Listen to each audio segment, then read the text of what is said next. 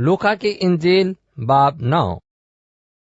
फिर उसने उन 12 को बुलाकर उन्हें सब बदरूहों पर और बीमारियों को दूर करने के लिए कुदरत और इख्तियार बख्शा, और उन्हें खुदा की बादशाही की मनादी करने और बीमारों को अच्छा करने के लिए भेजा, और उनसे कहा, राह के लिए कुछ न लेना, न लाठी, न झोली, न रोटी, न रुपये, न दो कुर्ते रखना, और जिस घर में दाखिल हो वहीं रहना और वहीं से रवाना होना। और जिस शहर के लोग तुम्हें कबूल न करें, उस शहर से निकलते वक्त अपने पांव की गर्द झाड़ देना, ताकि उन पर गवाही हो। बस वो रवाना होकर गांव-गांव खुशखबरी सुनाते और हर जगह शिफा देते फिरे।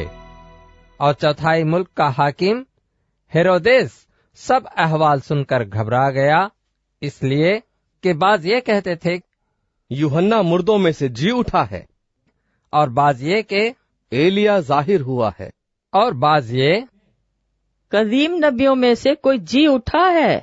मगर हेरोदेस ने कहा, यूहन्ना का तो मैंने सर कटवा दिया, अब ये कौन है जिसकी बाबत ऐसी बातें सुनता हूँ। फिर उसे देखने की कोशिश में रहा।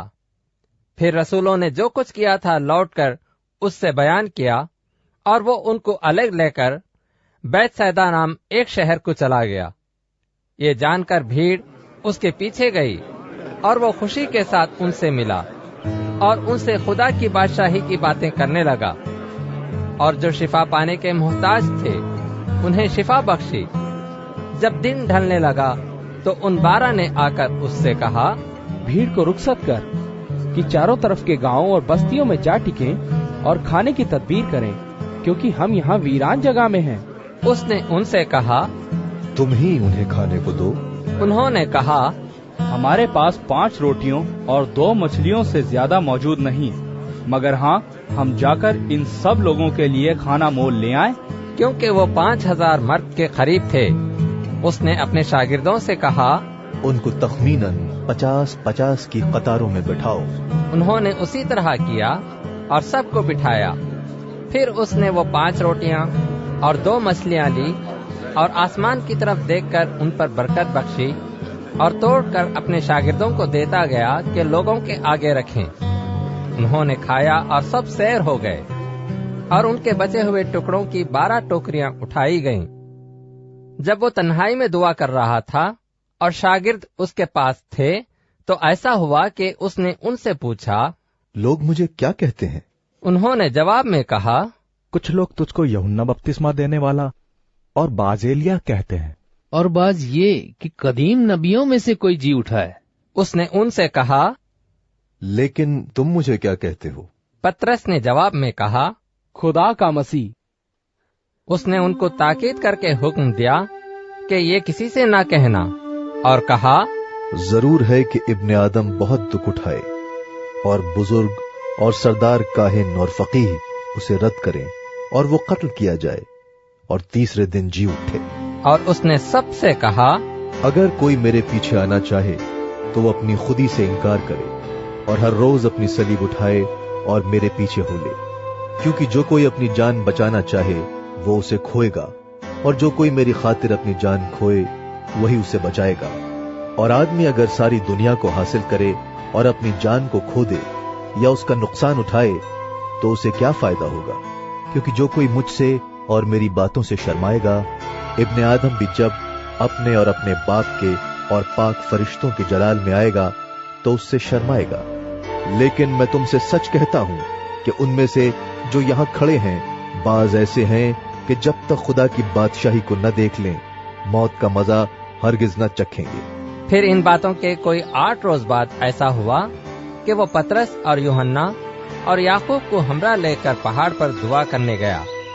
जब वो दुआ कर रहा था तो ऐसा हुआ कि उसके चेहरे की सूरत बदल गई और उसकी पोशाक सफेद बुर्राक हो गई। और देखो, 2 शख्स यानी मूसा और एलिया उससे बातें कर रहे थे। ये जलाल में दिखाई दिए और उसके इंतकाल का जिक्र करते थे जो यरूशलेम में वाक़ होने को था। मगर पतरस और उसके साथी नींद में भरे थे, और जब अच्छी तरह बेदार हुए तो उसके जलाल को और उन 2 शख्सों को देखा जो उसके साथ खड़े थे। जब वो उससे जुदा होने लगे तो ऐसा हुआ कि पतरस ने यीशु से कहा, ऐ साहिब, हमारा यहाँ रहना अच्छा है, बस हम 3 डेरे बनाएं, एक तेरे लिए, एक मूसा के लिए और एक एलिया के लिए। लेकिन वो जानता ना था कि क्या कहता है। वो ये कहता ही था कि बादल ने आकर उन पर साया कर लिया, और जब वो बादल में घिरने लगे तो डर गए। और बादल में से एक आवाज आई, ये मेरा पसंदीदा बेटा है, इसकी सुनो। ये आवाज आते ही यीशु अकेला पाया गया और वो चुप रहे, और जो बातें देखी थी उन दिनों में किसी को उनकी कुछ खबर न दी। दूसरे दिन जब वो पहाड़ से उतरे थे तो ऐसा हुआ कि एक बड़ी भीड़ उससे आ मिली, और देखो एक आदमी ने भीड़ में से चिल्लाकर कहा, आए उस्ताद, मैं तेरी मिन्नत करता हूँ कि मेरे बेटे पर नजर कर, क्योंकि वो मेरा इकलौता है, और देखो उसे एक रूह पकड़ लेती है और वो एकाएक चीख उठता है और उसको ऐसा मरोड़ती है कि कब भर लाता है और उसको कुचल कर मुश्किल से छोड़ती है। और मैं तेरे शागिर्दों की मिन्नत की कि उसे निकाल दे, लेकिन वो ना निकाल सके। यीशु ने जवाब में कहा, ऐ बेअतिकाद और कजरो कौम, मैं कब तक तुम्हारे साथ रहूंगा और तुम्हारी बर्दाश्त करूंगा? अपने बेटे को यहाँ ले आ। वो आता ही था कि बदरूह ने उसे पटक कर मरोड़ा, और यीशु ने उस नापाक रूह को झिड़का और लड़के को अच्छा करके उसके बाप को दे दिया। और सब लोग खुदा की शान को देखकर हैरान हुए। लेकिन जिस वक्त सब लोग उन सब कामों पर जो वो करता था ताज्जुब कर रहे थे, उसने अपने शागिर्दों से कहा, तुम्हारे कानों में ये बातें पड़ी रहें, क्योंकि इब्ने आदम आदमियों के हाथों में हवाले किए जाने को है। लेकिन वो इस बात को समझते न थे, बल्कि ये उनसे छिपाई गई ताकि उसे मालूम ना करें, और इस बात की बाबत उससे पूछते हुए डरते थे। फिर उनमें यह बहस शुरू हुई कि हम में से बड़ा कौन है। लेकिन यीशु ने उनके दिलों का ख्याल मालूम करके एक बच्चे को लिया और अपने पास खड़ा करके उनसे कहा, जो कोई इस बच्चे को मेरे नाम पर कबूल करता है वो मुझे कबूल करता है, और जो मुझे कबूल करता है वो मेरे भेजने वाले को कबूल करता है, क्योंकि तुम में जो सबसे छोटा है वही बड़ा है। यूहन्ना ने जवाब में कहा, ऐ साहिब, हमने एक शख्स को तेरे नाम से बदरूहें निकालते देखा और उसको मना करने लगे, क्योंकि वो हमारे साथ तेरी पैरवी नहीं करता।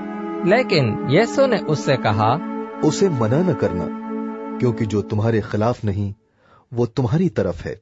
जब वो दिन नजदीक आए कि वो ऊपर उठाया जाए, तो ऐसा हुआ कि उसने यरूशलेम जाने को कमर बांधी और अपने आगे खासिद भेजे।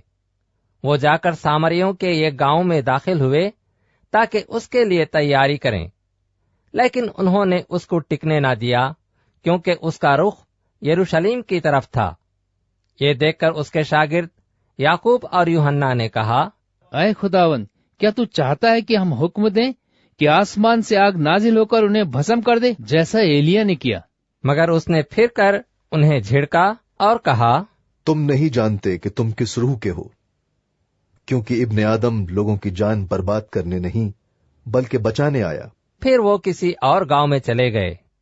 जब वो राह में चले जाते थे तो किसी ने उससे कहा, जहाँ कहीं तू जाए मैं तेरे पीछे चलूंगा।